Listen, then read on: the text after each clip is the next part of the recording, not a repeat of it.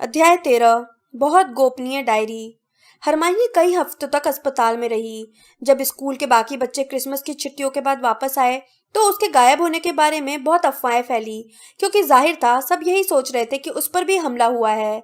उसे एक झलक देखने के लिए तो सारे विद्यार्थी बहाने बनाकर अस्पताल में ताक-झांक करने लगे कि मैडम पॉम्फ्री को अपने पर्दे दोबारा निकालकर हरमाइनी के बिस्तर के चारों तरफ लगाना पड़े, ताकि बाल भरे चेहरे में देखे जाने पर उसे शर्म न आए। हैरी और रॉन रोज शाम को उससे मिलने जाते थे। जब नया सत्र शुरू हुआ तो वे उसे हर दिन का होमवर्क भी बताने लगे। रॉन ने एक शाम किताबों के ढेर को हरमाइनी के बिस्तर के पास टेबल पर रखते हुए कहा, अगर मेरे चेहरे पर इस तरह के बाल उगाते तो मैं तो पढ़ाई की छुट्टी कर देता।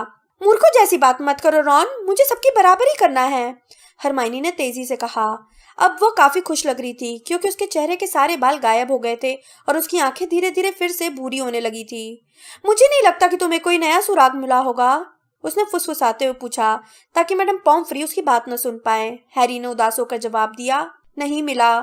रॉन ने शायद 100वीं बार यही बात कही। मुझे तो पूरा यकीन था कि यह मेल्फॉय ही दोषी होगा। तभी हैरी को हरमाइनी के तकिए के नीचे एक सुनहरी चीज दिखाई दी और उसने उसकी तरफ इशारा करते हुए पूछा, वह क्या है?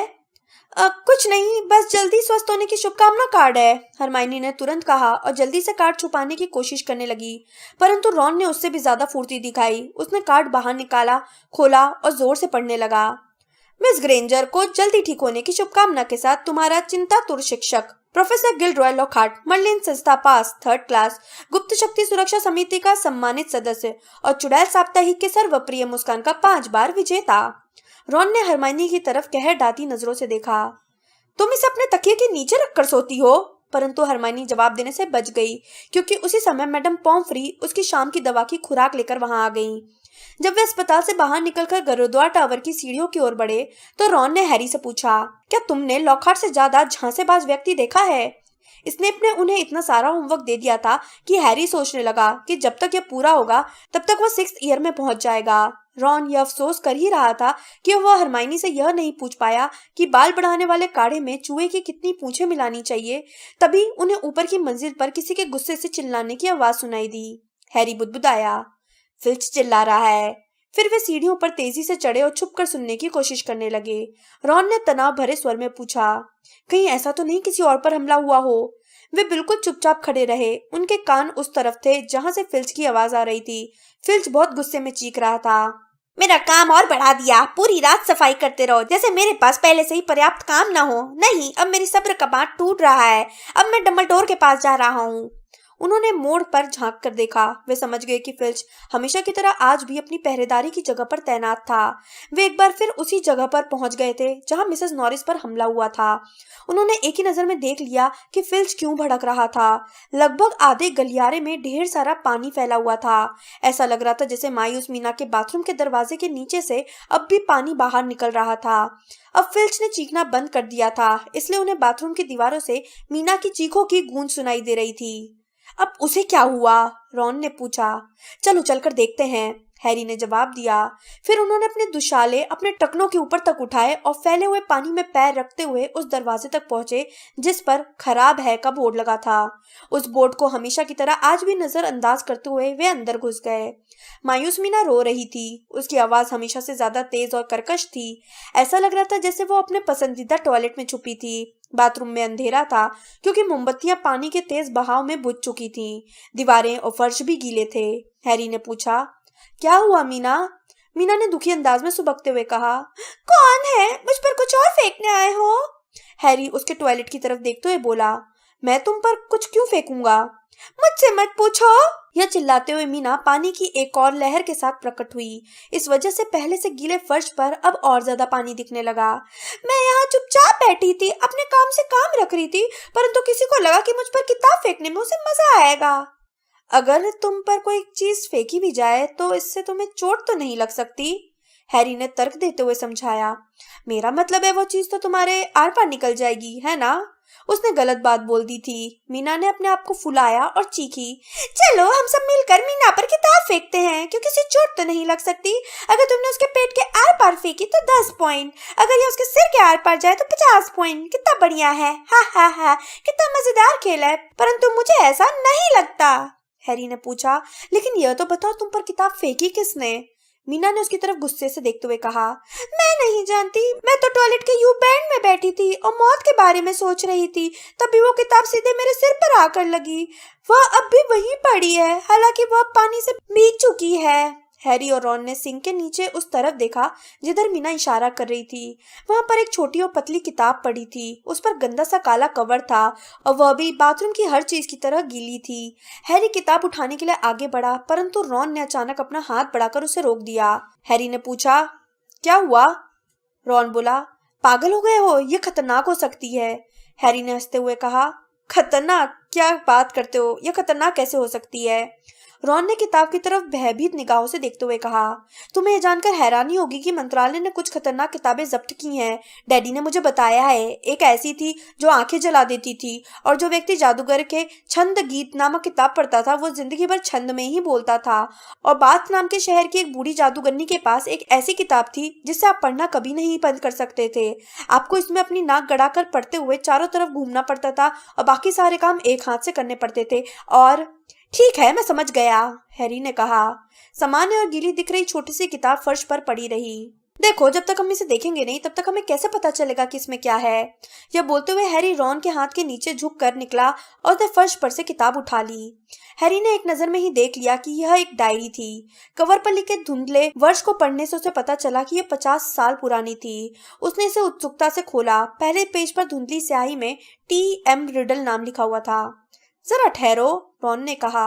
वो सावधानी से आगे बढ़ा। उसने हैरी के कंधों के ऊपर से झांककर डायरी देखी।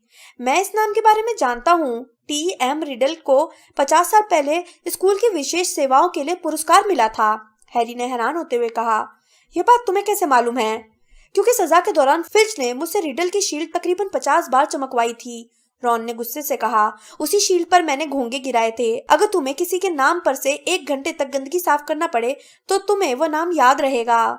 हैरी ने डायरी के गीले पन्नों को खोला। वे पूरी तरह कोरे थे। उनमें से किसी पर कुछ भी नहीं लिखा था, यहाँ तक कि मेबल आंटी का जन्मदिन या दांतों के डॉक्टर के पास 3:30 बजे जैसी याद दिलाने वाली बातें भी नहीं थी। हैरी ने निराश होकर कहा, उसने इसमें कुछ नहीं लिखा। रॉन ने उत्सुकता से पूछा, मैं तो यह सोचकर हैरान हूँ कि कोई इसे फेंकना क्यों चाहता था। हैरी ने डायरी के पिछले कवर को देखा। वहां पर वॉक्सहॉल रोड, लंदन की एक दुकान का नाम छपा था। वह जरूर मगलू परिवार से रहा होगा, हैरी ने सोचते हुए कहा। तभी उसने ये डायरी वॉक्सहॉल रोड से खरीदी थी। रॉन बोला, खैर ये डायरी तुम्हारे किसी काम की नहीं है। फिर उसने अपनी आवाज नीचे करते हुए कहा, अगर तुम इसे मीना की नाक के पार फेंक सको तो 50 पॉइंट। बहरहाल हैरी ने डायरी अपनी जेब में रख ली। फरवरी के शुरुआती दिनों में हरमाइनी अस्पताल से बाहर आई। उसकी मूंछ और पूंछ दोनों गायब हो चुकी थी और उसे चेहरे के बालों से भी मुक्ति मिल गई थी। जिस शाम हरमाइनी गर्दा टावर में वापस लौटी, हैरी ने उसे टी.एम. रिडल की डायरी दिखाई और उसके मिलने की पूरी कहानी सुनाई। हरमाइनी ने उत्साहित होकर हैरी से डायरी ली और इसे गौर से देखने लगी। इसमें छुपी शक्तियां हो सकती हैं। अगर इसमें शक्तियां हैं तो यह उन्हें बहुत अच्छी तरह से छुपा रही है, रॉन बोला। शायद यह बहुत शर्मीली होगी। हैरी, मुझे यह समझ में नहीं आ रहा है कि तुम इसे फेंक क्यों नहीं देते। हैरी ने जवाब दिया, काश मुझे पता चल जाता कि किसी ने इसे फेंकने की कोशिश क्यों की थी। मुझे यह जानना भी बुरा नहीं लगता कि रिडल को हॉगवर्ट्स की किस विशेष सेवा के लिए पुरस्कार मिला था, रॉन बोला। कुछ भी हो सकता है। शायद उसे 30 OWL मिले हों, या उसने किसी टीचर को दैत्याकार समुद्र फेनी से बचाया हो, या शायद उसने मीना की हत्या की हो जिससे हर व्यक्ति को राहत मिली हो। परंतु हरमाइनी के चेहरे पर आए दिलचस्पी के भाव देखकर हैरी समझ गया कि वह भी वही सोच रही थी जो वह सोच रहा था। रॉन ने पहले हैरी और फिर हरमाइनी की तरफ देखते हुए पूछा, तुम लोग क्या सोच रहे हो? हैरी ने कहा, देखो, रहस्यमय तहखाना 50 साल पहले खुला था, है ना? मेलफॉय ने यही बताया था। हाँ, रॉन ने धीमे से कहा, और ये डायरी भी 50 साल पुरानी है। हरमाइनी ने रोमांचित होकर डायरी को ठोकते हुए कहा। तो अरे रॉन, नींद से जागो, हरमाइनी ने पलटकर कहा। हम यह बात जानते हैं कि जिसने पिछली बार तहखाना खोला था उसे 50 साल पहले स्कूल से निकाल दिया गया था। हम यह बात भी जानते हैं कि टी.एम. रिडल को स्कूल की विशेष सेवाओं के लिए 50 साल पहले पुरस्कार मिला था। क्या यह नहीं हो सकता कि नागशक्ति के वारिस को पकड़ने के लिए ही रिडल को पुरस्कार दिया गया हो? उसकी डायरी शायद हमें यह बात बता देगी। तहखाना कहाँ है, उसे कैसे खोला जाता है और उसमें किस तरह का भयानक जानवर रहता है। इस बार जो हमले कर रहा है वो यह नहीं चाहेगा कि यह डायरी आसपास पड़ी रहे, है ना? रॉन बोला। बहुत बढ़िया कल्पना है हरमाइनी, बस इसमें एक छोटी सी गड़बड़ है। इस डायरी में कुछ भी लिखा हुआ नहीं है। परंतु हरमाइनी अपने बैग से अपनी छड़ी निकाल रही थी। उसने फुसफुसाते हुए कहा, हो सकता है इसमें अदृश्य स्याही से कुछ लिखा हो। उसने अपनी छड़ी से डायरी को 3 बार ठोका और कहा, प्रकट भव। कुछ नहीं हुआ। इस बात से जरा भी विचलित हुए बिना हरमाइनी ने बैग में दोबारा हाथ डाला और एक चीज बाहर निकाली जो मिटाने वाले चमकते लाल रबड़ की तरह दिख रही थी। वह बोली, यह छुपी हुई चीजों को प्रकट कर देता है। मुझे यह छूमंतर गली में मिला था। उसने 1 जनवरी पर कस कर रगड़ा, परंतु कुछ नहीं हुआ। रॉन बोला, मैं तुमसे कितनी बार कह चुका हूँ, जब उसमें कुछ है ही नहीं तो तुम्हें मिलेगा कैसे। देखो, हुआ यह होगा कि रिडल को क्रिसमस पर तोहफे में एक डायरी मिली होगी जिसमें उसने लिखने का कष्ट नहीं किया होगा। हैरी खुद को भी यह नहीं समझा पा रहा था कि उसने रिडल की डायरी फेंकी क्यों नहीं थी। हालांकि वह जानता था कि डायरी कोरी थी, परंतु वो इसे अनजाने में उठाकर इसके पन्ने पलटता रहा जैसे यह कोई ऐसी कहानी हो जिसे वो पूरा करना चाहता था। हालांकि हैरी को विश्वास था कि उसने टी.एम. रिडल का नाम पहले कभी नहीं सुना था, परंतु न जाने क्यों उसे ऐसा लग रहा था जैसे रिडल उसके बचपन का मित्र हो जिसे वो भूल गया था। परंतु यह सोचना भी मूर्खतापूर्ण था, क्योंकि हॉगवर्ट्स आने से पहले डडली ने इस बात का पक्का इंतजाम कर रखा था कि उसका कोई दोस्त न बन पाए। बहरहाल हैरी ने संकल्प कर लिया था कि वो रिडल के बारे में ज्यादा से ज्यादा जानकारी इकट्ठा करेगा। इसलिए अगले दिन क्लासों के बीच में वो खाली समय में रिडल को मिले विशेष पुरस्कार को देखने के लिए ट्रॉफी रूम की तरफ चल दिया। उसके साथ उत्सुक हरमाइनी और हताश रॉन भी थे। रॉन यह कहता रहा कि उसने ट्रॉफी रूम को इतना देख लिया था कि वो जिंदगी भर उसका मुंह नहीं देखना चाहता था। रिडल की चमकती सुनहरी शील्ड को एक कोने की अलमारी में रखा गया था। इसमें यह जानकारी नहीं थी कि रिडल को यह शील्ड क्यों दी गई थी, और यह बहुत अच्छा रहा। अगर यह ज्यादा बड़ी होती तो मैं इसे अब भी चमका रहा होता, रॉन बोला। बहरहाल उन्हें रिडल का नाम जादूगरों की मेरिट लिस्ट के पुराने मेडल पर मिला और पूर्व हेड बॉयज की सूची में भी। ऐसा लगता है जैसे वह पर्सी जैसा था। रॉन अपनी नाक को नफरत से सिकोड़ते हुए बोला, प्रीफेक्ट, हेड बॉय, शायद हर विषय में अव्वल। तुम तो ऐसा कह रहे हो जैसे कोई बुरी बात हो, हरमाइनी ने थोड़े आहत भरे स्वर में कहा। हॉगवर्ट्स में सूरज दोबारा धीमे धीमे चमकने लगा था। महल के भीतर का माहौल अब अधिक आशा भरा चल रहा था। जस्टिन और लगभग सरकटे निक पर हुए हमलों के बाद से किसी पर हमला नहीं हुआ था, और मैडम पॉम्फ्री ने खुशी खुशी यह बताया था कि मंत्र कवच अब तुनक मिजाज और गोपनीय हो रहे हैं, जिसका मतलब यह था कि वे तेजी से अपना बचपन छोड़ रहे हैं। एक दोपहर हैरी ने सुना कि मैडम पॉम्फ्री फिल्च को नरमी भरे आवाज में बता रही थी, जैसे ही मंत्र कवचों के मुंह से दूर हो जाएंगे हम उन्हें दूसरे कमरे में गाड़ देंगे, और इसके बाद जल्दी ही हम उन्हें काट कर उनका काढ़ा बना लेंगे। तुम्हें मिसेस नॉरिस बहुत जल्दी वापस मिल जाएगी फिल्च। हैरी ने सोचा, शायद नाग शक्ति के वारिस की हिम्मत जवाब दे गई थी। रहस्यमय तहखाना खोलना दिनों दिन अधिक खतरनाक होता जा रहा था, क्योंकि स्कूल में सब अब सतर्क और सावधान थे। शायद भयानक जानवर, चाहे वह जो भी हो, एक बार फिर से 50 साल के लिए नींद में सो गया था। मेहनतकश हाउस का अर्नी मैकमिलन इस आशावादी विचार को मानने के लिए तैयार नहीं था। उसे अब भी विश्वास था कि हैरी ही दोषी था, और उसने युद्ध कला प्रशिक्षण के दौरान असावधानीवश खुद का भांडा फोड़ दिया था। पीव्स भी माहौल को सुधार नहीं रहा था। वो भीड़ वाले गलियारे में अचानक टपक पड़ता था और अरे पॉटर तुम तो हो गलबैट पॉटर गाने लगता था। आजकल वो इसके साथ साथ नाचने भी लगा था। गिलरॉय लॉकहार्ट यह सोच रहे थे कि हमले उन्हीं की वजह से रुक गए हैं। जब गुरुद्वार हाउस के विद्यार्थी एक दिन रूप परिवर्तन की क्लास में जाने के लिए लाइन बना रहे थे, तब हैरी ने सुना कि लॉकहार्ट प्रोफेसर मैकगोनागल से बातें कर रहे थे। प्रोफेसर लॉकहार्ट ने अपनी नाक थपथपाते हुए और आंख मारते हुए कहा, मिनर्वा, मुझे नहीं लगता कि अब कोई समस्या होगी। मैं सोचता हूँ कि इस बार तहखाना हमेशा के लिए बंद हो चुका है। अपराधी को पता चल गया होगा कि अगर उसने हमले बंद नहीं किए तो मैं जल्दी ही उसे पकड़ लूंगा, इसलिए उसने मेरी सख्ती का सामना करने से पहले ही हमले बंद करने में भलाई समझी। आप जानती हैं, अब स्कूल में सबका मनोबल बढ़ाने और पिछले सत्र की यादों को भुलाने की जरूरत है। मैं इस समय कुछ और नहीं करूंगा, परंतु मुझे लगता है मैं जानता हूँ कि ऐसा किस चीज से होगा। उन्होंने अपनी नाक दोबारा थपथपाई और वहां से चल दिए। लॉकहार्ट का स्कूल का मनोबल बढ़ाने का विचार 14 फरवरी की सुबह नाश्ते के समय सबके सामने आया। हैरी उस रात ठीक से सो नहीं पाया था, क्योंकि पिछली रात उनकी क्विडिच प्रैक्टिस देर तक चली थी। इसलिए सुबह वह थोड़ी देर से नीचे उतरकर बड़े हॉल में आया। एक पल के लिए तो उसे लगा जैसे वह गलत दरवाजे में घुस गया था। चारों तरफ की दीवारें बड़े बड़े चटक गुलाबी फूलों से ढकी हुई थी। इससे भी बुरी बात यह थी कि हल्की नीली छत से दिल के आकार के छोटे छोटे रंगीन कागज गिर रहे थे। हैरी गुरुद्वार के टेबल के पास पहुंचा, जहां रॉन बीमारों सी शक्ल बनाकर बैठा था और हरमाइनी जबरनी ही कर रही थी। क्या हो रहा है? हैरी ने बैठते हुए और अपने नाश्ते पर गिरे रंगीन कागजों को दूर हटाते हुए पूछा। रॉन ने टीचर्स की टेबल की तरफ इशारा किया। वह इतना अधिक विचलित था कि उससे बोला नहीं जा रहा था। फूलों के रंग की तरह ही चटक गुलाबी कपड़े पहने लॉकहार्ट विद्यार्थियों को शांत करने के लिए हाथ लहरा रहे थे। उनके दोनों तरफ बैठे टीचर्स के चेहरे भावहीन थे। जहां हैरी बैठा था वहां से उसे प्रोफेसर मैगोनिकल के गाल की एक मांसपेशी फड़कती दिख रही थी। स्नेप की सूरत से ऐसा लग रहा था जैसे किसी ने उन्हें अस्थिवर्धक का एक बड़ा ग्लास अभी अभी पिलाया हो। लॉकहार्ट चीखे, हैप्पी वैलेंटाइन डे! और मैं उन 46 लोगों का शुक्रिया अदा करना चाहूंगा जो मुझे अब तक वैलेंटाइन कार्ड भेज चुके हैं। हाँ, मैंने आप सबको ये छोटा सा आश्चर्यजनक तोहफा देने की गुस्ताखी की है और ये यहीं पर खत्म नहीं होता।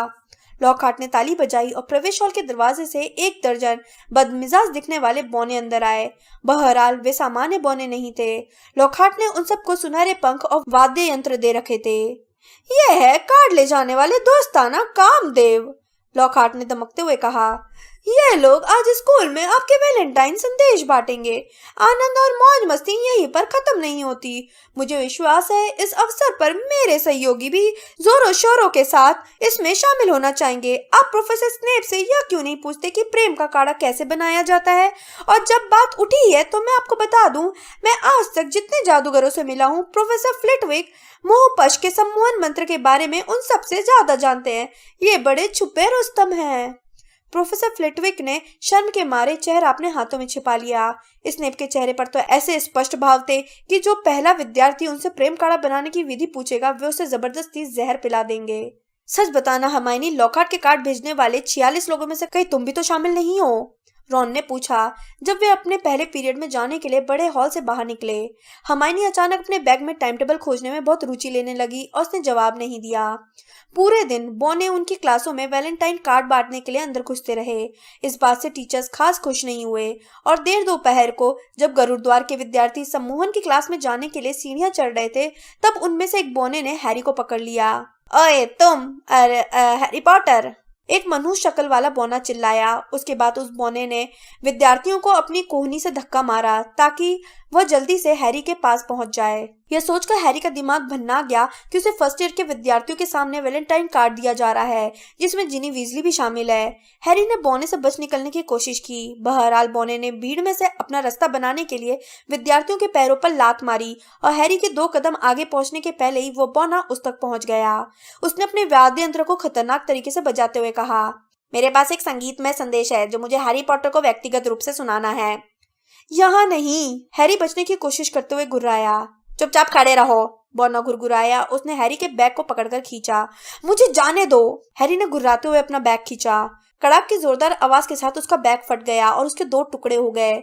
उसकी किताबें, छड़ी, चंपत्र और पंखदार कलम फर्श पर बिखर गए। यही नहीं, उसकी स्याही की बोतल भी फूट गई और सारे सामान पर स्याही फैल गई। हैरी तेजी से चारों तरफ लपका ताकि वो बौने के गाना शुरू करने से पहले अपना सारा सामान समेट सके। इस वजह से गलियारे में आने जाने वाले विद्यार्थी ठहर गए थे। यहाँ क्या हो रहा है? ड्रेको मैल्फॉय की रूखी धीमी आवाज आई।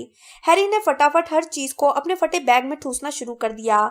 इससे पहले कि मैल्फॉय उसका संगीतमय वैलेंटाइन संदेश सुन पाए, हैरी वहां से भाग जाना चाहता था। यहाँ पर भीड़ क्यों जमी है? एक और परिचित आवाज आई। पर्सी वीजली भी वहां पहुंच चुका था। हैरी ने अब अपना दिमागी संतुलन खो दिया और वहां से भागने की कोशिश की, परंतु बौने ने घुटने के पास से पकड़कर उसे धड़ाम से फर्श पर गिरा दिया। अब ठीक है, बौने ने हैरी के टखनों पर बैठते हुए कहा। यह रहा तुम्हारा संगीत में वैलेंटाइन संदेश। तुम्हारी आंखें मेढक जितनी हरी हैं, तुम्हारे बाल ब्लैकबोर्ड जितने काले हैं। मेरी इच्छा है कि देवता जैसे दिखने वाले तुम मेरे होते। तुम ही तो हो हीरो जिसने शैतानी जादूगर को हराया है। हैरी वहां से गायब होने के लिए ग्रीनगॉट में रखा अपना सारा सोना देने के लिए तैयार हो गया होता। बाकी सबके साथ उसने भी साहसपूर्वक हंसने की कोशिश की और उठकर खड़ा हो गया। बौने के वजन के कारण उसके पैर सुन्न हो गए थे। पर्सी वीजली ने भीड़ को तितर बितर करने की भरकस कोशिश की, जिसमें से कुछ लोग तो इतने ज्यादा हंस रहे थे कि उनकी आंखों में आंसू आ गए थे। यहाँ से जाओ, यहाँ से जाओ, घंटी 5 मिनट में बजने वाली है। अपनी अपनी क्लासों में जाओ जल्दी, पर्सी ने कुछ छोटे विद्यार्थियों को दूर भगाते हुए कहा। और तुम भी मैल्फॉय। हैरी ने मैल्फॉय को झुक कर कुछ उठाते हुए देखा। उसने बुरा सा मुंह बनाते हुए क्रैब और गोयल को वो चीज दिखाई। हैरी ने देखा कि मैल्फॉय के हाथ में रिडल की डायरी थी। हैरी शांत स्वर में बोला, वह डायरी मुझे वापस कर दो। देखे तो सही आखिर पॉटर ने इसमें क्या लिखा है, मेल्फॉय ने कहा। जाहिर है वो कवर पर लिखे वर्ड्स को नहीं देख पाया था और यही समझ रहा था कि डायरी हैरी की ही है। वहां मौजूद सभी लोग खामोश हो गए। जिनी कभी डायरी को तो कभी हैरी को देख रही थी और आतंकित लग रही थी। पर्सी सख्ती से बोला, डायरी वापस कर दो मेल्फॉय। पहले मैं देख तो लूं। मेल्फॉय ने हैरी को चिढ़ाते हुए डायरी उसकी तरफ लहराई। पर्सी बोला, स्कूल का प्रिफेक्ट होने के नाते। परंतु हैरी तब तक अपना आपा खो चुका था। उसने अपनी छड़ी निकाली और चिल्लाया, निरस्त्र भव। और जिस तरह स्नेप के मंत्र से लॉकहार्ट की छड़ी छूट गई थी, उसी तरह मेल्फॉय के हाथ से भी डायरी छूटकर हवा में उछल गई। रॉन ने खुलकर मुस्कुराते हुए डायरी लपक ली। पर्सी जोर से बोला, हैरी, गलियारे में जादू करना मना है, मुझे इसकी रिपोर्ट करना होगी। परंतु हैरी को परवाह नहीं थी। उसने मेल्फॉय को नीचा दिखा दिया था और इसके लिए वो गुरुद्वार के 50 पॉइंट किसी भी दिन गंवाने के लिए तैयार था। मेल्फॉय बौखला गया। जब जिनी अपनी क्लास में जाने के लिए उसके पास से गुजरी तो मेल्फॉय पीछे से द्वेषपूर्ण आवाज में चिल्लाया, मुझे नहीं लगता कि पॉटर को तुम्हारा वैलेंटाइन कार्ड खास पसंद आया। जिनी ने अपना चेहरा हाथों से ढका और भागकर क्लास में चली गई। गुर्राते हुए रॉन ने अपनी छड़ी निकाल ली, परंतु हैरी ने उसे दूर खींच लिया। वह नहीं चाहता था कि रॉन सम्मोहन की क्लास में घूंगे उगलता रहे। जब तक वे प्रोफेसर फ्लिटविक की क्लास में नहीं पहुंच गए तब तक हैरी ने रिडल की डायरी पर खास ध्यान नहीं दिया। वहां पहुंचने के बाद उसने एक खास बात पर गौर किया। उसकी बाकी किताबें लाल स्याही में नहा गई थी, परंतु डायरी उतनी ही साफ थी जितनी स्याही की बोतल फैलने से पहले थी। उसने रॉन को यह बात बताने की कोशिश की, परंतु रॉन एक बार फिर अपनी छड़ी के साथ जूझ रहा था। उसकी छड़ी के सिरे से बैगनी बुलबुले निकलने लगे थे और वो किसी दूसरी चीज में ज्यादा रुचि नहीं ले रहा था। उस रात हैरी अपने कमरे में सबसे पहले बिस्तर पर गया। कुछ हद तक इसका कारण यह भी था कि वो फ्रेड और जॉर्ज के गीत तुम्हारी आंखें मेंढक जितनी हरी हैं को एक बार और नहीं सुनना चाहता था। और कुछ हद तक इसका कारण यह भी था कि हैरी एक बार फिर रिडल की डायरी की जांच करना चाहता था। वो जानता था कि रॉन को यह समय की बर्बादी लगेगी। हैरी अपने बिस्तर पर बैठा और डायरी के कोरे पन्ने पलटने लगा। किसी भी पन्ने पर लाल स्याही का निशान तक नहीं था। फिर उसने अपने बिस्तर के पास कैबिनेट से एक नई बोतल निकाली, उसमें अपनी कलम डुबाई और डायरी के पहले पन्ने पर स्याही की एक बूंद टपका दी। स्याही कागज पर एक पल के लिए चमकी और फिर गायब हो गई। ऐसा लग रहा था जैसे पन्ने ने उसे सोख लिया हो। रोमांचित होकर हैरी ने अपनी कलम दोबारा स्याही में डुबाई और लिखा, मेरा नाम हैरी पॉटर है।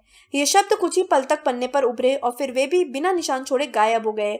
और फिर अंततः कुछ हुआ। पेज पर उसी की स्याही में ऐसे शब्द उभर आए जिसे हैरी ने कभी नहीं लिखा था। हेलो हैरी पॉटर, मेरा नाम टॉम रिडल है। तुम्हें मेरी डायरी कैसे मिली? ये शब्द भी गायब हो गए, परंतु तभी जब हैरी ने दोबारा ये लिखना शुरू किया, किसी ने इसे टॉयलेट में फेंक कर बहाने की कोशिश की थी। वह रिडल के जवाब का बेसब्री से इंतजार करने लगा।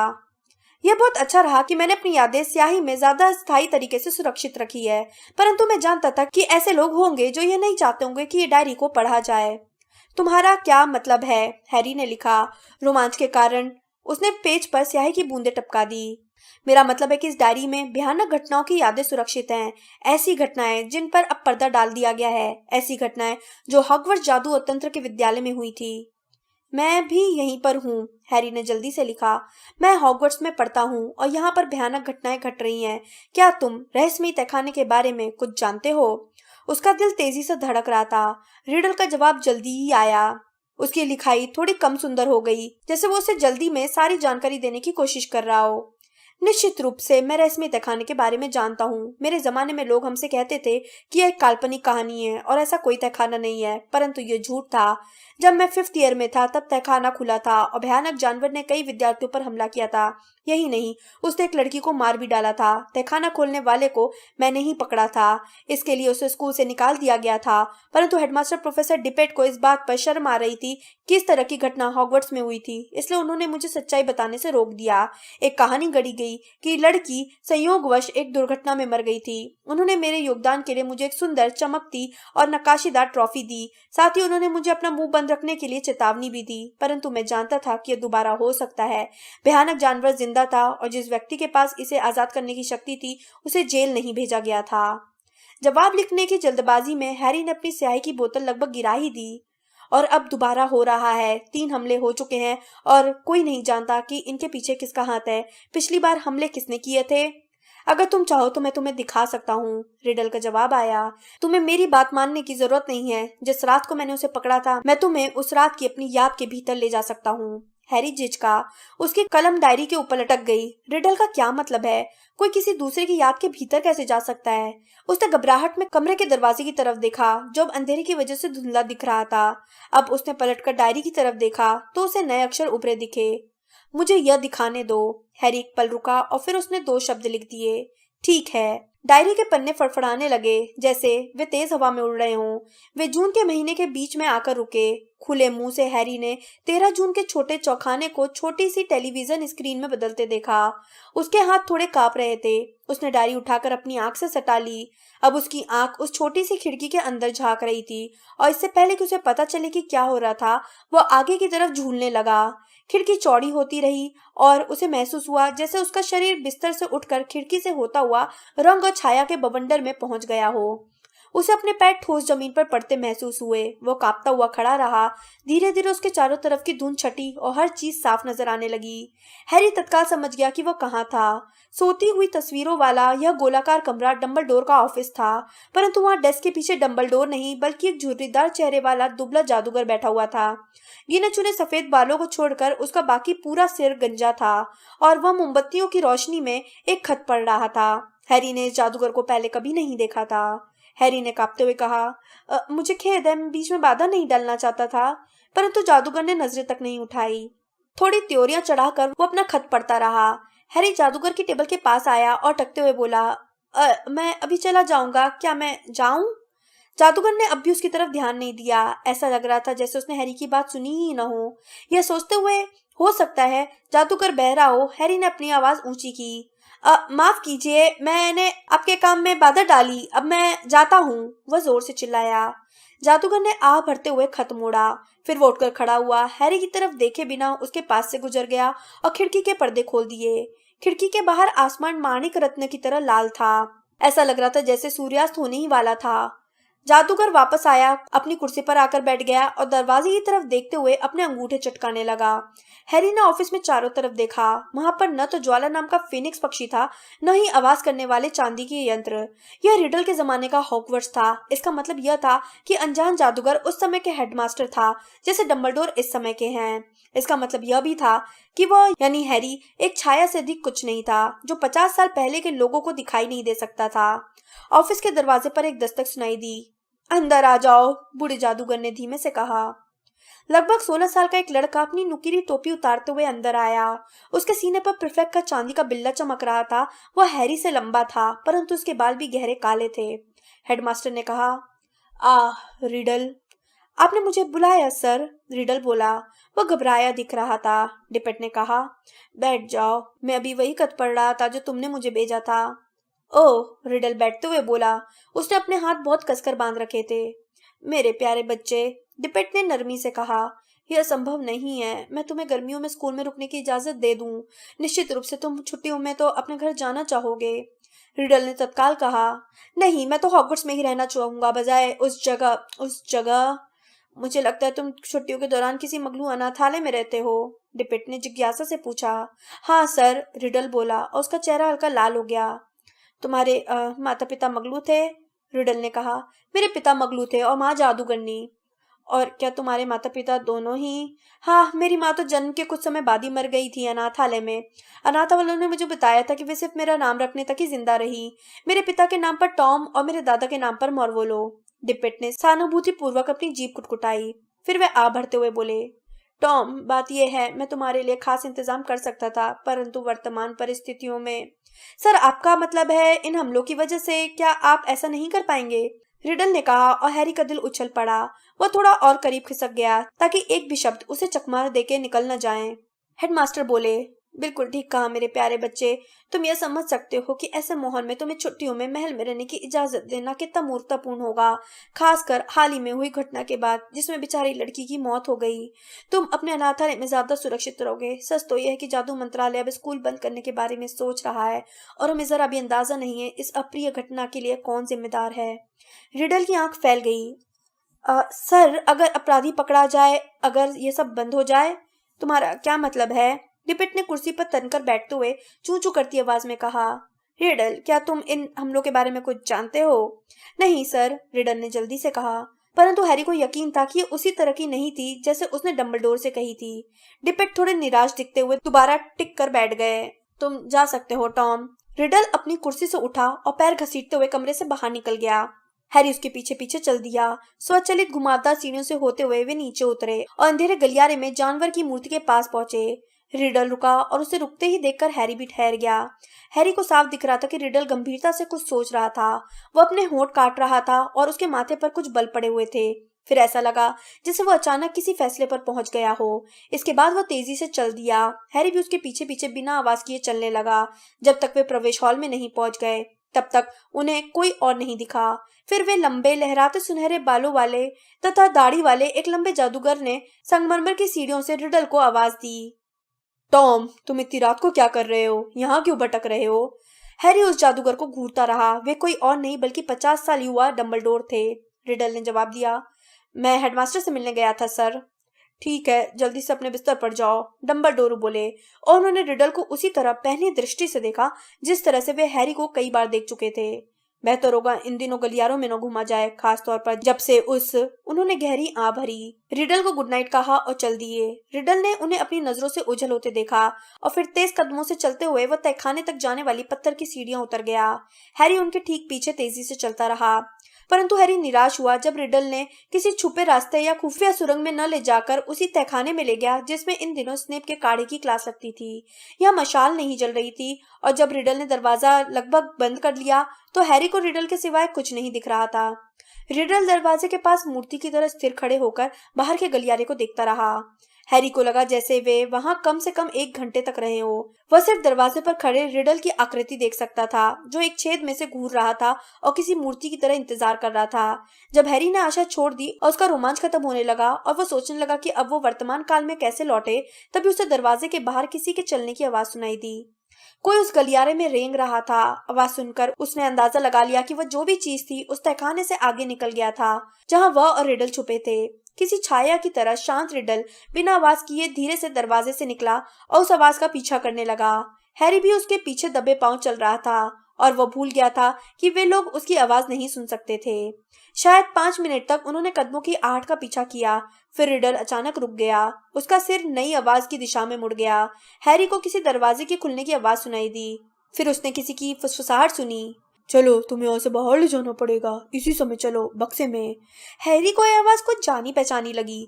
रिडल अचानक मोड़ पर से कूदकर सामने पहुंचा। हैरी उसके पीछे कदम बढ़ाता जा रहा था। उसे अंधेरे में एक भीमकाय बच्चे की आकृति दिख रही थी जो एक खुले दरवाजे के सामने झुका था और उसके पास एक बड़ा सा बक्सा रखा था। रिडल ने तीखे स्वर में कहा, गुड इवनिंग रूबियस।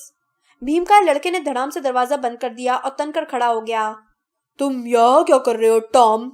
रिडल थोड़ा और करीब गया। फिर उसने कहा, अब तुम्हारा खेल खत्म हो चुका है रूबियस। मैं तुम्हें पकड़वाने वाला हूँ। अगर हमले नहीं रुके तो हॉगवर्ट्स बंद हो जाएगा। तुम यह क्या? मुझे नहीं लगता कि तुम किसी की जान लेना चाहते थे, परंतु भयानक जानवरों को पालतू नहीं बनाया जा सकता। मुझे लगता है कि तुमने उसे सिर्फ घुमाने फिराने के लिए बाहर निकाला होगा। और इसने किसी को नहीं मारा, भीमकाय लड़के ने बंद दरवाजे से टिकते हुए कहा।